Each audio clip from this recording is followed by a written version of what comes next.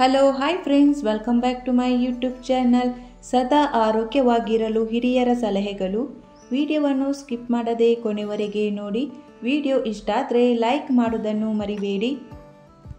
ಪ್ರತಿದಿನ ನಿಮ್ಮ ಊಟ ತಿಂಡಿಯಲ್ಲಿ ಅಗತ್ಯವಾಗಿ ಹಸಿರು ಸೊಪ್ಪು, ತರಕಾರಿ, ಬೀಜ, ಹಣ್ಣುಗಳನ್ನು ಉಪಯೋಗಿಸಿ.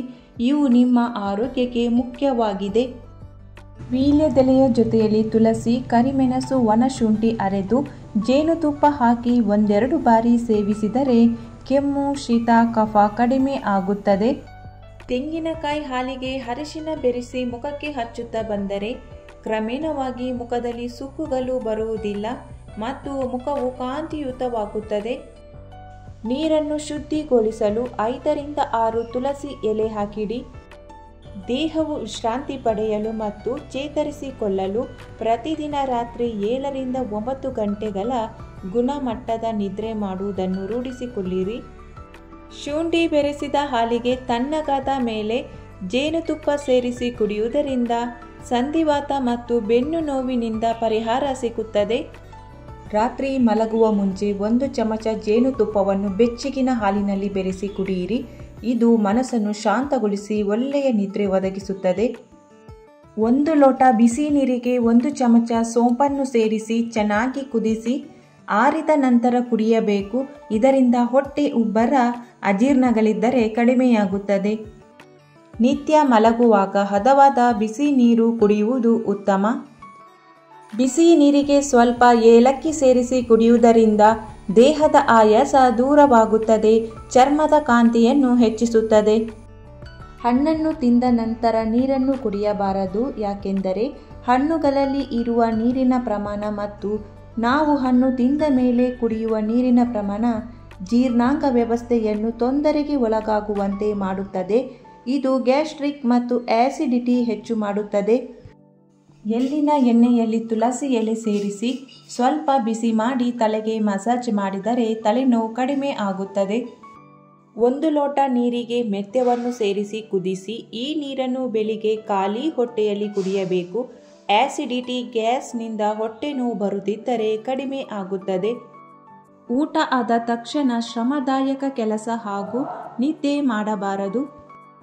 ಕೀಲು ನೋವಿನ ಜಾಗಕ್ಕೆ ಬೆಚ್ಚಗಿನ ಕೊಬ್ಬರಿ ಎಣ್ಣೆಯಿಂದ ಮಸಾಜ್ ಮಾಡಿ. ಇದು ನೋವನ್ನು ಕಡಿಮೆ ಮಾಡಿ ಚಲನೆಯನ್ನು ಸುಲಭಗೊಳಿಸುತ್ತದೆ.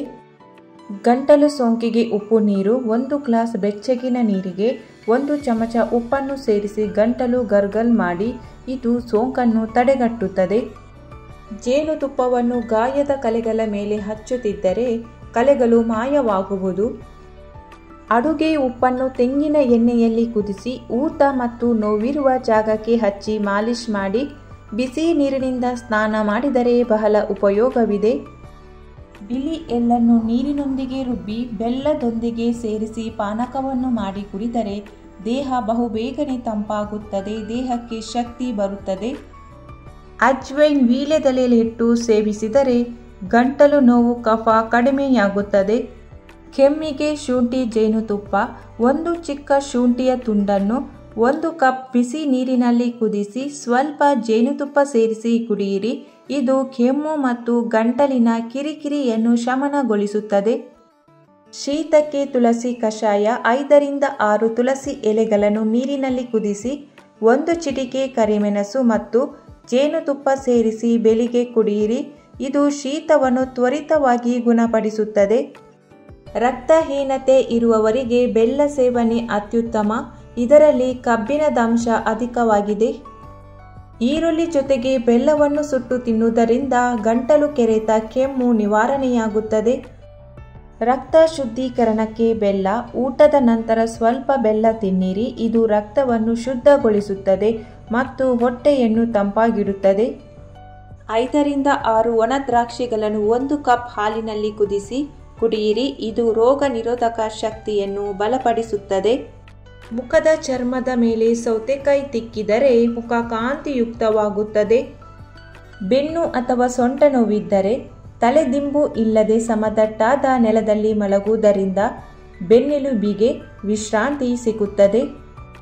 ದಾಸವಾಳದ ಹೂವುಗಳನ್ನು ಕೊಬ್ಬರಿ ಎಣ್ಣೆಯಲ್ಲಿ ಸ್ವಲ್ಪ ನಿಮಿಷ ಬಿಸಿ ಮಾಡಿ ರಾತ್ರಿ ಮಲಗುವ ಮುನ್ನ ಕೂದಲಿಗೆ ಹಚ್ಚಿ ಮತ್ತು ಬೆಳಿಗ್ಗೆ ತೊಳೆಯಿರಿ. ಇದು ಕೂದಲಿನ ಬೆಳವಣಿಗೆಯನ್ನು ಹೆಚ್ಚಿಸಲು ಸಹಾಯ ಮಾಡುತ್ತದೆ ಮತ್ತು ಅವುಗಳನ್ನು ಸದೃಢವಾಗಿ ಮತ್ತು ಹೊಳೆಯುವಂತೆ ಮಾಡುತ್ತದೆ. ಮಹಿಳೆಯರಿಗೆ ರಕ್ತದ ಅಭಾವ ಇದ್ದರೆ ಪ್ರತಿದಿನ ಬೀಟ್ರೂಟ್ ಅನ್ನು ಸೇವಿಸಬೇಕು. ಮಜ್ಜಿಗೆಯೊಂದಿಗೆ ಸ್ವಲ್ಪ ಇಂಗನ್ನು ಸೇರಿಸಿ ಕುಡಿಯುವುದರಿಂದ ಹೊಟ್ಟೆ ನೋವು, ಹೊಟ್ಟೆ ಉಬ್ಬರ ಕಡಿಮೆಯಾಗುತ್ತದೆ. ಬೆಲ್ಲದ ಸೇವನೆಯಿಂದ ಸಕ್ಕರೆ ಕಾಯಿಲೆಗಳು ದೂರವಾಗುತ್ತವೆ. ನಿಮ್ಮ ತುಟಿಗಳು ಕಪ್ಪಾಗಿದ್ದರೆ ರಾತ್ರಿ ಮಲಗುವ ಮೊದಲು ತುಟಿಗಳಿಗೆ ಹಾಲಿನ ಕೆನೆ ಹಚ್ಚಿ. ಇದರಿಂದ ತುಟಿಗಳು ಕೆಂಪಾಗುತ್ತವೆ ಮತ್ತು ಮೃದುವಾಗುತ್ತವೆ. ತುಂಬ ತಣ್ಣನೆಯ ನೀರು ಹಲ್ಲುಗಳಿಗೆ ಹಾನಿ ಮಾಡುತ್ತದೆ ಮತ್ತು ಹಲ್ಲುಗಳು ಬೇಗನೆ ಕೆಡುತ್ತದೆ. ಸಿಹಿ ತಿಂಡಿ ನಾಲಿಗೆಗೆ ಮಾತ್ರವೇ ಸಿಹಿ. ಸಕ್ಕರೆ ಕಾಯಿಲೆ ಇಲ್ಲದಾದರೂ ಸಿಹಿ ತಿಂಡಿ ತಿನ್ನುವುದಾದಲ್ಲಿ ಸ್ವಲ್ಪ ಪ್ರಮಾಣದಲ್ಲಿ ವಾರಕ್ಕೆ 1 ಸಲ ಊಟದ ನಂತರ ಸೇವಿಸಬೇಕು. ಆರೋಗ್ಯವಾಗಿರಲು ಉತ್ತಮ ಔಷಧವೆಂದರೆ ನಗು. ಇದರಿಂದ ನಿಮ್ಮ ಆತಂಕ ಮಾಯವಾಗುತ್ತದೆ, ಜೊತೆಗೆ ಸಹಜವಾಗಿ ಆರೋಗ್ಯ ಸುಧಾರಿಸುತ್ತದೆ. ಇವೆಲ್ಲದರೊಂದಿಗೆ ದಿನನಿತ್ಯ ವ್ಯಾಯಾಮ, ಯೋಗ ಮಾಡಿ. ಇವು ನಿಮಗೆ ನಿರಾಳತೆ ನೀಡಿ ದಿನಪೂರ್ತಿ ನಿಮ್ಮನ್ನು ಲವಲವಿಕೆಯಿಂದಿರಲು ಸಹಾಯ ಮಾಡುತ್ತದೆ. ಇದೆಲ್ಲದರ ಜೊತೆಗೆ ಆದಷ್ಟು ತೂಕ ಕಡಿಮೆ ಮಾಡಿಕೊಳ್ಳಿ. ಇದರಿಂದ ಫಿಟ್ ಆಗಿ ಇರುತ್ತೀರಿ. ಹೊಟ್ಟೆಗೆ ಅರ್ಧ ಭಾಗ ಆಹಾರ, ಇನ್ನರ್ಧ ಭಾಗ ನೀರನ್ನು ನೀಡಬೇಕು. ಬೇವನ್ನು ಯಾವುದಾದರೂ ರೂಪದಲ್ಲಿ ದಿನವೂ ಬಳಸಿದರೆ ಆರೋಗ್ಯ ವೃದ್ಧಿ ಖಂಡಿತ. ದಿನಬಳಕೆಯ ಪದಾರ್ಥಗಳಲ್ಲಿ ಸಕ್ಕರೆ, ಉಪ್ಪು ಹೆಚ್ಚಾಗಿ ಉಪಯೋಗಿಸುವುದನ್ನು ಕಡಿಮೆ ಮಾಡಿ. ಉತ್ತಮ ಆರೋಗ್ಯ ಬೇಕಾದರೆ ಸಮತೋಲಿತ ಆಹಾರ ಸೇವಿಸಬೇಕು.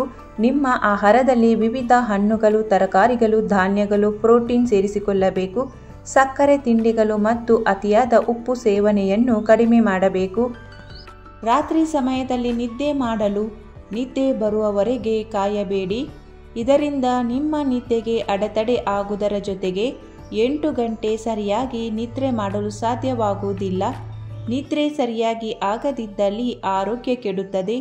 ಕೆಲಸ ಮಾಡಿ ಬಂದಾಗ ಅಥವಾ ಸಮಯ ಸಿಕ್ಕಾಗ ವಿಶ್ರಾಂತಿ ತೆಗೆದುಕೊಳ್ಳಲು ಮರೆಯದಿರಿ. ಸುಸ್ತಾಗುವವರೆಗೂ ಕಾಯಬೇಡಿ. ಆಗ ನಿಮ್ಮ ದೇಹಕ್ಕೂ ಮತ್ತು ಮನಸ್ಸಿಗೂ ಆನಂದ ದೊರೆಯುತ್ತದೆ. ನಿಮ್ಮ ಆರೋಗ್ಯವನ್ನು ಕಾಪಾಡಿಕೊಳ್ಳಿ.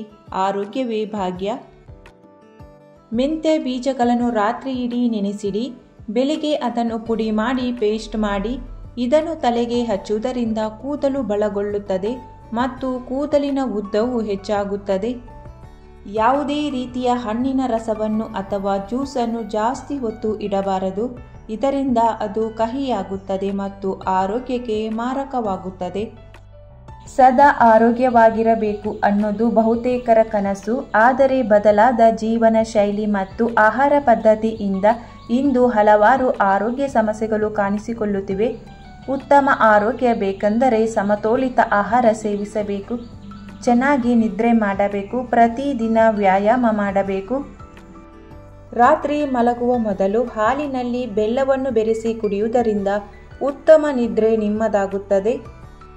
ರಾತ್ರಿ ಮಲಗುವ ಮುನ್ನ ಬಿಸಿ ಹಾಲಿಗೆ 1 ಚಮಚ ತುಪ್ಪವನ್ನು ಸೇರಿಸಿ ಮಲಗುವ ಮುನ್ನ ಕುಡಿದರೆ ಮಲಬದ್ಧತೆ ಸಮಸ್ಯೆ ನಿವಾರಣೆಯಾಗುತ್ತದೆ. ಕೂದಲಿನ ಉದ್ದವನ್ನು ಹೆಚ್ಚಿಸಲು ತೆಂಗಿನ ಎಣ್ಣೆಯಲ್ಲಿ ನೆಲ್ಲಿಕಾಯಿಯ ಪುಡಿಯನ್ನು ಮಿಶ್ರಣ ಮಾಡಿ ಕೂದಲಿನ ಬೇರುಗಳನ್ನು ಚೆನ್ನಾಗಿ ಮಸಾಜ್ ಮಾಡಿದರೆ ಕೂದಲು ಉದುರುವುದನ್ನು ತಪ್ಪಿಸಿ ಕೂದಲು ವೇಗವಾಗಿ ಬೆಳೆಯುತ್ತದೆ. ತುಳಸಿ ಎಲೆಗಳೊಂದಿಗೆ 1 ಲೋಟ ಬೆಚ್ಚಗಿನ ನೀರು ಕುಡಿಯುವುದರಿಂದ ಗಂಟಲಿನ ಸಮಸ್ಯೆಗಳು ಮತ್ತು ಸೋಂಕುಗಳು ಕಡಿಮೆಯಾಗುತ್ತವೆ. ಸಾಬೂನಿನ ಬದಲಾಗಿ ಕಡಲೆ ಹಿಟ್ಟಿನಿಂದ ಮುಖವನ್ನು ತೊಳೆಯಬೇಕು. ಇದರಿಂದ ಮುಖದ ಕಲೆಗಳು ಕಡಿಮೆಯಾಗಿ ಮುಖ ಬೆಳ್ಳಗೆ ಕಾಣಿಸುತ್ತದೆ.